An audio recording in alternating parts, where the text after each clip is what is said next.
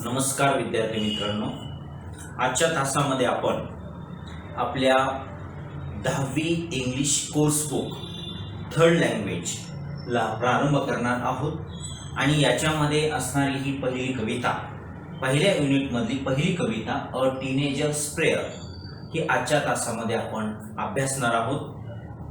तर चला तर मग आपण या कवितेचा प्रारंभ करूया.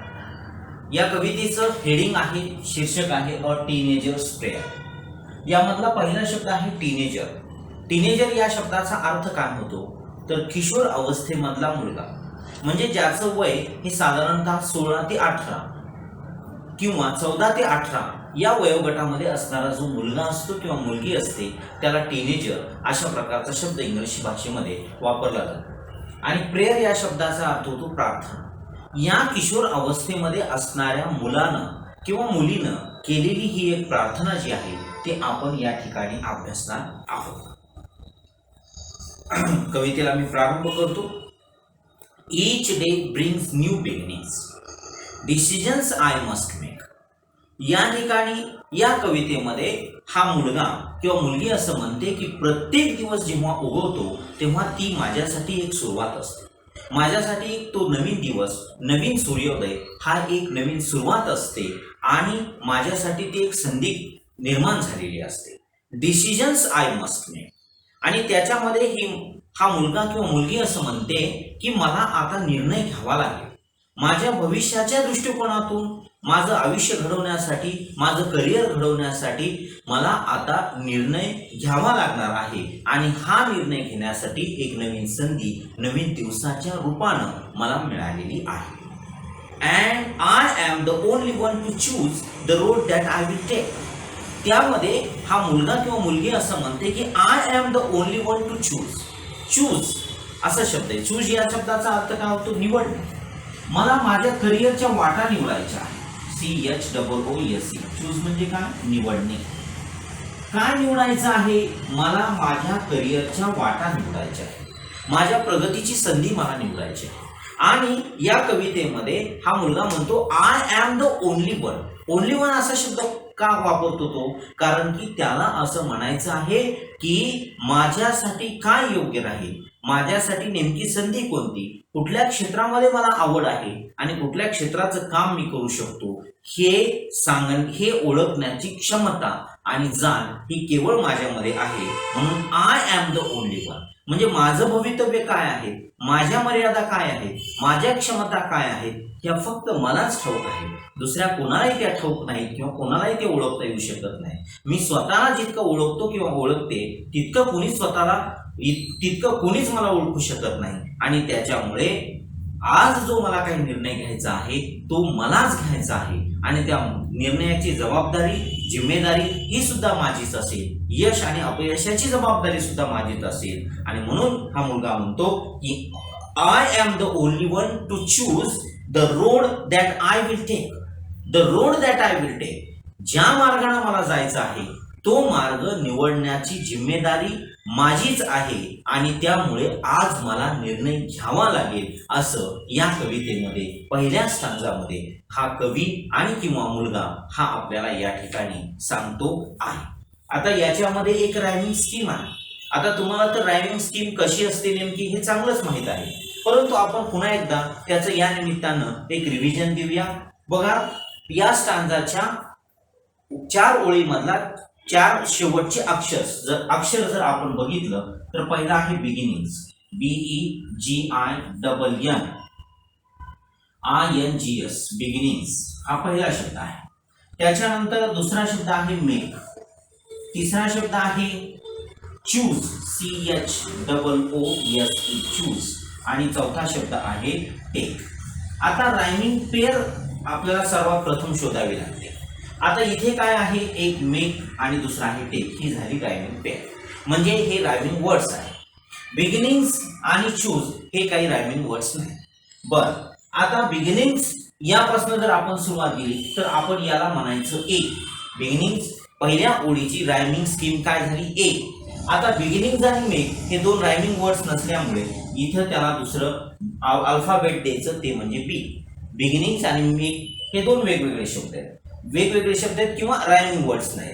पुन्हा चूज हा तिसरा शब्द आहे जो की या दोन्हीमध्ये कुठेही रायमिंग वर्ड्स म्हणून बसत नाहीत, म्हणून त्याला अल्फाबेट दिलं सी.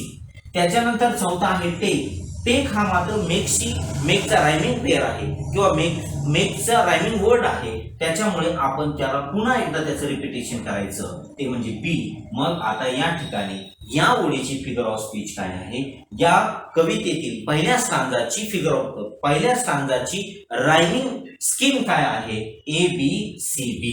ए बी सी बी ही रायमिंग स्कीम पहिल्या स्टांजाची झालेली आहे. आपण पहिला स्टांजा या ठिकाणी व्यवस्थितरित्या समजून घेतलेला आहे. दुसऱ्या स्टांजाकडे आपण वळूया. I can choose to take the road of life. I can choose, या ठिकाणी हा मुलगा म्हणतो किंवा मुलगी म्हणते की मला ज्या मार्गाने जायचं आहे तो मार्ग मी निवडू शकतो. म्हणजे इथं कॅन हा शब्द वापरलाय आणि कॅन हा शब्द काय सांगतो, ॲबिलिटी सांगतो. कसली ॲबिलिटी सांगतो की मला हा मार्ग निवडण्याची माझ्यामध्ये क्षमता आहे. That leads to great success. That leads to great success म्हणजे मोठ्या यशाकडे घेऊन जाण्याचा जो मार्ग आहे तो निवडण्याची माझ्यामध्ये क्षमता आहे आणि त्याचबरोबर मी असा मार्ग निवडू शकतो. किंवा travel down the darkened road that leads to great distress.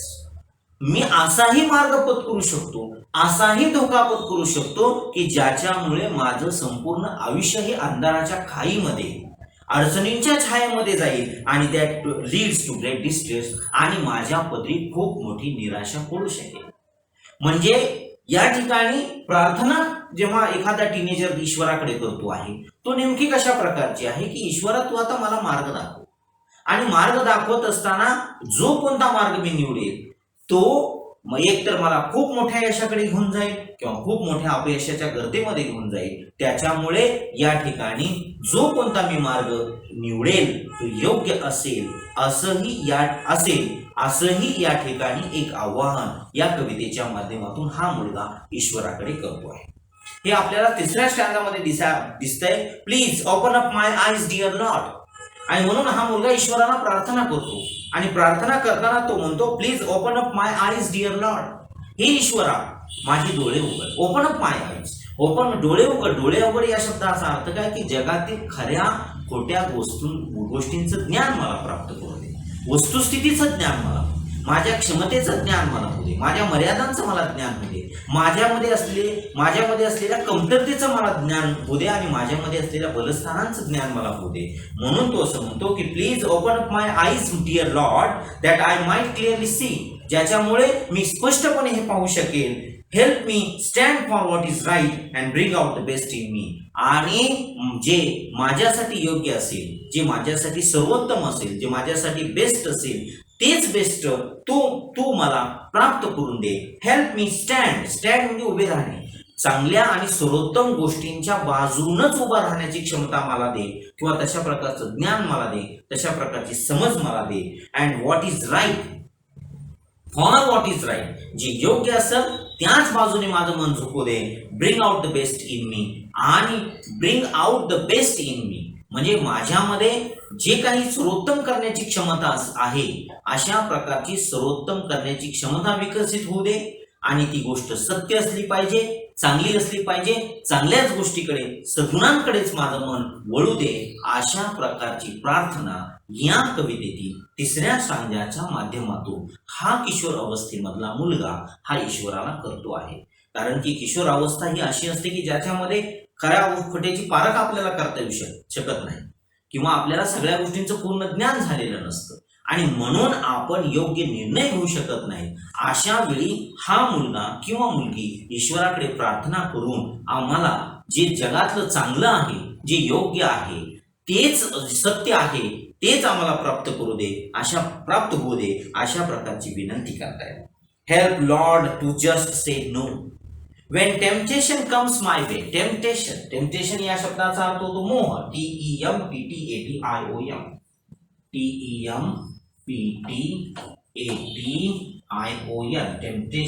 Temptation या शब्दाचा अर्थ काय होतो मोह.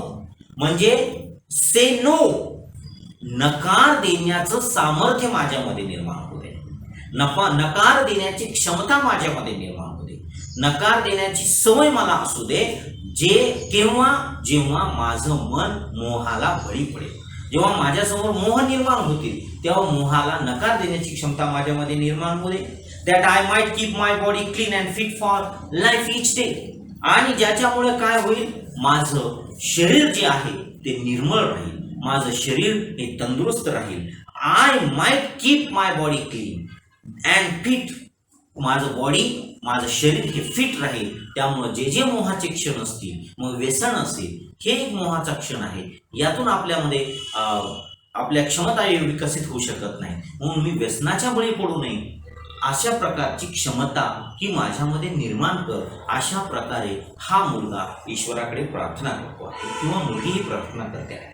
वेन माय टीनेज इयर्स आर ओव्हर, जेव्हा माझे हे किशोर अवस्थेमधले दिवस संपतील, माझं वय 18 ते 20 कडे जाईल, त्यावेळी I know that I will see, आणि त्यावेळी मला माहीत आहे की मी सुद्धा पाहू शकेल that life is lived its very best.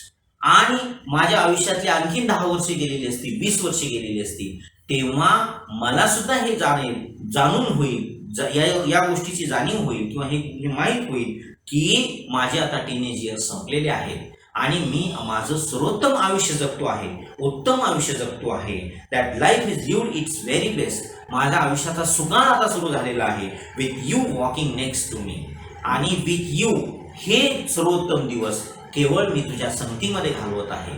तुझ्या सोबतीनं, तुझ्या आशीर्वादानं, तुझ्या प्रेमानं मी हे दिवस या ठिकाणी घालवत आहे. तू माझ्या शेजारी उभा आहेस, तू माझ्या जवळ आहेस, तू माझ्या सोबत आहेस, आणि ईश्वरा तुझी सोबत असल्यामुळे मला हे आयुष्यामधलं सुख प्राप्त झालेलं आहे. हे मला आजपासून 10 वर्षानं किंवा 15 वर्षानं कळेल, समजेल. म्हणून मी कुठे भरकटू नये, म्हणून मला सुबुद्धी दे, मला सद्गुणाचा मार्ग दाखव. अशा प्रकारची प्रार्थना या कवितेमधून कवीनं मुलाच्या माध्यमातून आपल्यासमोर मांडलेली आहे.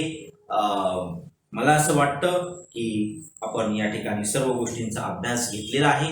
ही कविता जेमोस या कवीनं लिहिलेली आहे, आणि यामधलं रायमिंग स्कीम जी आहे ABCD ती सुद्धा आपण या ठिकाणी पाहिलेली आहे. ती प्रत्येक स्टांगामध्ये रायमिंग स्कीम